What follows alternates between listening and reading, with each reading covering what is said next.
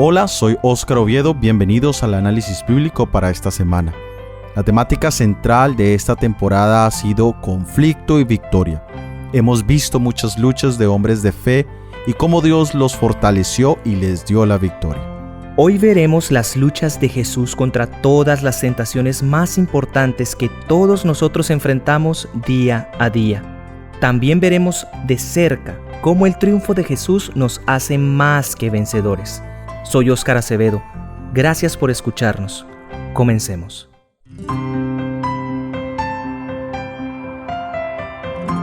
Leamos en el libro de Lucas capítulo 4 versículos 1 y 2. Jesús, lleno del Espíritu Santo, volvió del Jordán y fue llevado por el Espíritu al desierto por 40 días, y era tentado por el diablo, y no comió nada en aquellos días, pasados los cuales tuvo hambre. Jesús entró oficialmente en su ministerio al ser bautizado. Allí recibió la unción del Espíritu Santo y la voz del Padre afirmando que Él era su Hijo amado.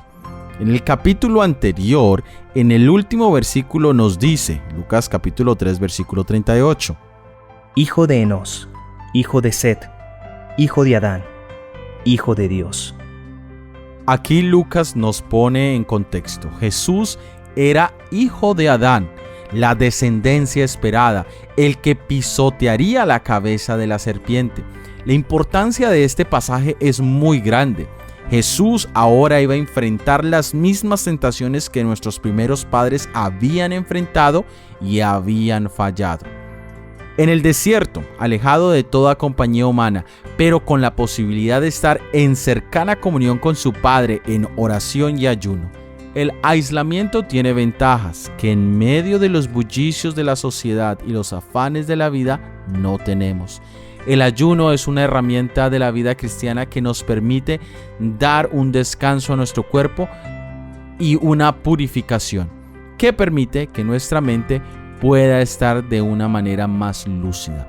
Y allí Satanás le tentó constantemente, pero al final de su periodo en el desierto, cuando el cuerpo estaba más débil, Satanás lanzó sus tentaciones más severas. El enemigo nos estudia cuidadosamente. Él sabe cuándo lanzar su peor ataque. Él espera que estemos solos, cansados, tal vez con hambre, y allí pone las peores tentaciones. ¿Conoces tú tus puntos débiles, mi hermano y hermana? ¿Sabes tú cómo salir victorioso de esas tentaciones? La estructura de las tentaciones fueron: número 1, indulgencia en el apetito. Número 2, incredulidad en la palabra de Dios. Número 3, culto falso. Cada una de estas tentaciones representan 3 áreas en la vida humana en la que somos propensos a caer. Número 1, el apetito. Aquí debemos incluir todos aquellos instintos o deseos naturales del cuerpo, el apetito por el alimento y el apetito sexual. Ninguna de estas en sí misma son malas, pero desafortunadamente cuando no son gobernadas por el Espíritu de Dios, nos llevan a situaciones desastrosas. Número 2, la incredulidad. Nuestra parte espiritual siempre busca al Ser Supremo. Esto es parte de nuestro ADN, pero somos tentados muy fácilmente a dudar, a permitir que nuestra mente se llene de conjeturas y finalmente dudemos del carácter bondadoso de nuestro Dios. Número 3, el culto falso. Satanás siempre ha buscado tomar el culto o adoración que solo le corresponde a Jesús. Nosotros llamamos a esto egocentrismo, que es cuando alguien se considera como el centro de todos los intereses, el centro de atención, el centro de todo o el centro del mundo, que cree que sus propias opiniones e intereses son más importantes que las de los demás. Ahora miremos cómo cada una de estas tentaciones fueron presentadas a través de la historia bíblica. El primer caso es el de nuestros primeros padres. Leamos en el libro de Génesis capítulo 3 versículos 1 al 5. Pero la serpiente era astuta, más que todos los animales del campo que Jehová Dios había hecho, la cual dijo a la mujer: ¿con que Dios os ha dicho no comáis de todo árbol del huerto? Y la mujer respondió a la serpiente: del fruto de los árboles del huerto podemos comer, pero del fruto del árbol que está en el medio del huerto, dijo Dios, no comeréis de él, ni le tocaréis, para que no muráis. Entonces la serpiente dijo a la mujer: No moriréis, sino que sabe Dios que el día que comáis de él, serán abiertos vuestros ojos, y seréis como Dios, sabiendo el bien y el mal. Primero encontramos la tentación en cuanto al apetito. ¿Con que Dios os ha dicho no comáis de todo árbol del huerto? La instrucción sencilla en cuanto a no tomar del árbol del conocimiento de la ciencia del bien y del mal fue desobedecida porque Eva vio que era bueno para comer. Todos podemos vernos representados en esta frase. ¿Cuántas cosas que comemos solo las comemos porque llaman la atención a nuestro gusto? Se ven buenas para comer. ¿Y cuántas de esas cosas son perjudiciales para nuestra salud? Por supuesto, esto también tiene una enseñanza espiritual mucho más profunda. Segundo, encontramos la tentación en cuanto a la incredulidad. Entonces la serpiente dijo a la mujer: No moriréis. La serpiente sembró la semilla de la duda acerca de la validez de la palabra de Dios, y en vez de creer en lo que Dios había dicho, Eva permitió que la duda la tomara y terminara oyendo la voz de Satanás. ¿Te has dado cuenta que cuando dudamos de Dios, de sus promesas, de sus ordenanzas, terminamos escuchando la voz de Satanás? Y tercero, encontramos la tentación en cuanto al culto falso.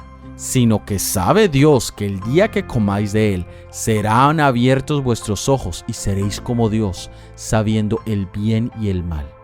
Satanás invita a Eva a considerar la posibilidad de obtener un estatus de poder y sabiduría que no tenía hasta ese momento, y que eventualmente Dios se lo daría si ellos eran obedientes a su voz. ¿Te das cuenta que cuando no adoramos a Dios, estamos adorando a Satanás? Eso nos debiera hacer reflexionar. Nuestros primeros padres enfrentaron estas tentaciones, pero desafortunadamente fallaron en cada una de ellas. Aunque no tenían una naturaleza con propensiones o inclinaciones al mal como nosotros, ellos aún así pecaron. Ahora miremos la vida del pueblo de Israel. En el libro de Números, capítulo 11, versículos 6 y 7, nos dice: Y ahora nuestra alma se seca, pues nada sino este maná ven nuestros ojos. Y era el maná como semilla de culantro, y su color como color de bedelio. Aquí encontramos la tentación del apetito. No satisfechos con el maná, el pan del cielo, reclamaron con queja por la comida que solían tener en Egipto. El Señor les había cambiado la dieta por una dieta vegana, tal como la dieta original, pero su paladar y su gusto los dominó y los llevó a la murmuración, a la queja, a la rebelión. ¿Será que nuestro apetito también nos domina?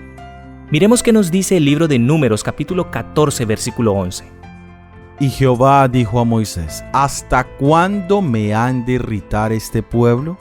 ¿Hasta cuándo no creerán con todas las señales que he hecho en medio de ellos? Aquí encontramos la tentación de la incredulidad. Ellos habían visto tantas veces la mano del Señor, su guía y su protección, pero la duda nunca fue erradicada de sus corazones.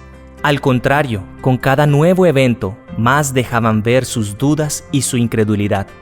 ¿También te quejas en los momentos difíciles de tu caminar en la fe? Veamos qué nos dice el libro de Números en el capítulo 25, el versículo 2. Las cuales invitaban al pueblo a los sacrificios de sus dioses, y el pueblo comió y se inclinó a sus dioses. Y aquí encontramos la tentación del culto falso. Satanás logró llevar al pueblo a adorar a dioses falsos. ¡Qué terrible espectáculo! El pueblo de Dios, el que Dios mismo sacó con mano poderosa de Egipto, ahora se encontraba postrado ante dioses paganos. ¿Hemos nosotros caído tan bajo de rendir nuestro culto a dioses ajenos? Israel falló de una manera terrible en cada una de estas tres tentaciones. Ahora analicemos a Jesús, el segundo Adán. Leamos en el libro de Mateo, el capítulo 4, los versículos 3 y 4. Y vino a él el tentador y le dijo: Si eres hijo de Dios, di que estas piedras se conviertan en pan. Él respondió y dijo: Escrito está, No solo de pan vivirá el hombre, sino de toda palabra que sale de la boca de Dios. Jesús es tentado en relación con el apetito en un momento de debilidad física, por el ayuno en que su cuerpo se encontraba. Satanás intentó disputar con Jesús acerca de si era hijo de Dios. Aludió a la débil y dolorida situación en que Jesús mismo se encontraba y afirmó jactanciosamente que él era más fuerte. Pero las palabras pronunciadas desde el cielo en el momento de su bautismo, «Tú eres mi Hijo amado, en ti tengo complacencia», bastaron para sostener a Jesús en todos sus sufrimientos. Nuestro Señor Jesucristo venció en el área del apetito. Leamos en el libro de Mateo, capítulo 4, versículos 5 al 7. Entonces el diablo le llevó a la santa ciudad y le puso sobre el pináculo del templo, y le dijo: «Si eres hijo de Dios, échate abajo, porque escrito está: a sus ángeles mandará acerca de ti, y en sus manos te sostendrán para que no tropieces con tu pie en piedra». Jesús le dijo: «Escrito está también: no tentarás al Señor tu Dios». Jesús enfrentó la incredulidad en una forma muy interesante, y esta es la presunción. Si Jesús se hubiese arrojado al suelo desde las almenas del templo, no hubiera glorificado con ello a su Padre, porque nadie, sino Satanás y los ángeles de Dios, habrían presenciado aquel acto.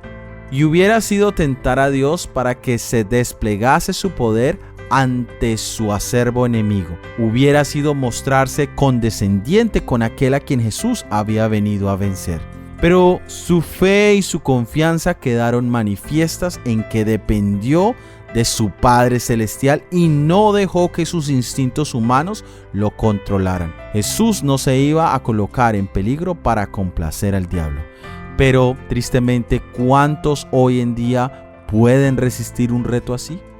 Pero vemos a Jesús triunfar sobre la incredulidad. Leamos ahora en Mateo capítulo 4, versículo 8 al 10. Otra vez le llevó el diablo a un monte muy alto y le mostró todos los reinos y la gloria de ellos. Y le dijo: «Todo esto te daré si postrado me adorases». Entonces Jesús le dijo: «Vete, Satanás, porque escrito está: al Señor tu Dios adorarás, y a Él solo servirás». Esta última tentación fue la más seductora de las tres. Satanás sabía que la vida de Cristo debía ser de dolor, penalidades y conflictos, y pensó que podría aprovecharse de este hecho para sobornar a Cristo para que claudicara en su integridad. Satanás actuó con todo su poder para dominar en esta última tentación, pues este último esfuerzo habría de decidir su destino en cuanto a quién sería vencedor. Pretendía dominar el mundo, y era el príncipe de la potestad del aire. Llevó a Cristo a la cumbre de una montaña muy alta y allí, en visión panorámica, presentó delante de él todos los reinos del mundo que habían estado por tanto tiempo bajo su dominio, y se los ofreció a Cristo en un gran regalo.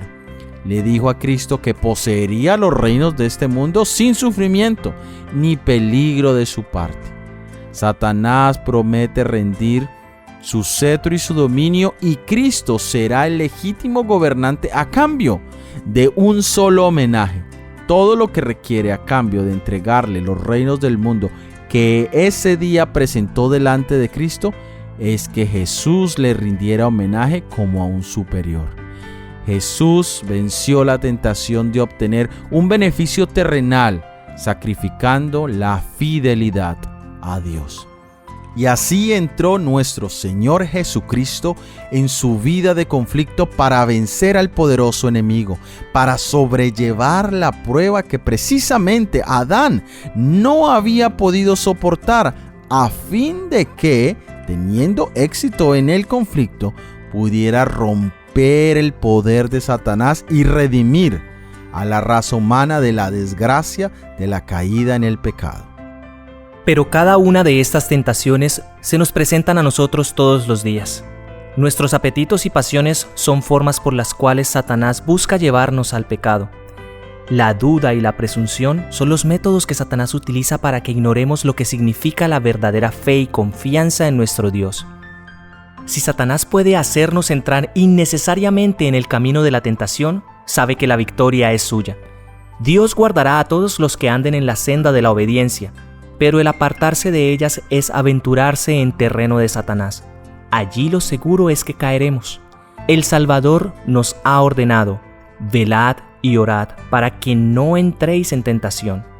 La meditación y la oración nos impiden precipitarnos, sin orden alguna, al peligro, y así nos ahorraríamos muchas derrotas. Y la invitación a sacrificar nuestra adoración a Dios por la de un culto falso y egocentrista, que es el conflicto final que deberemos enfrentar. Pero en Jesús tenemos la victoria asegurada. Es asombroso que quienes profesamos ser seguidores de Jesús no echamos mano de los recursos divinos.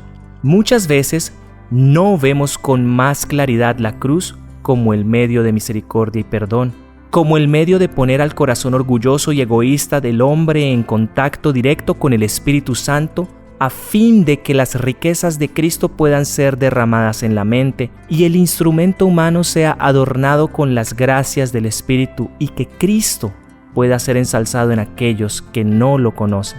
Tristemente, muchas veces pensamos en la salvación de Jesús como un beneficio egoísta para mi propia vida únicamente. Pero recordemos que nadie llegará al cielo solo. Todos debemos haber llevado al menos un alma a los pies de Jesús. Jesús es nuestro ejemplo a seguir en todo. Su vida fue una vida de victoria y su objetivo siempre glorificar a Dios en todo lo que hacía. Que Dios nos regale la victoria en Él y que podamos seguir su ejemplo en todo. Para terminar, meditemos en lo siguiente. La victoria de Cristo fue tan completa como lo había sido el fracaso de Adán. Así podemos nosotros resistir la tentación y obligar a Satanás a alejarse. Jesús venció por la sumisión a Dios y la fe en Él. Y mediante el apóstol nos dice: someteos pues a Dios, resistid al diablo y de vosotros huirá. Allegaos a Dios y Él se allegará a vosotros. No podemos salvarnos a nosotros mismos del poder del tentador. Él venció a la humanidad, y cuando nosotros tratamos de resistirle con nuestra propia fuerza, caemos víctimas de sus designios. Pero torre fuerte es el nombre de Jehová, y a Él correrá el justo y será levantado. Satanás tiembla y huye delante del alma más débil que busca refugio en este nombre poderoso. Gracias por haber escuchado nuestro episodio del análisis bíblico para esta semana. Si ha sido de bendición y quieres ayudarnos a la proclamación de este mensaje, por favor compártelo. Déjanos tus comentarios y dale me gusta o pulgar arriba. De esta manera, este material podrá llegar a más personas. La próxima semana veremos los eventos finales de la vida de Jesús en la tierra. Todo ha sido producido por el ministerio 147. Que Dios te bendiga. Amén. Amén.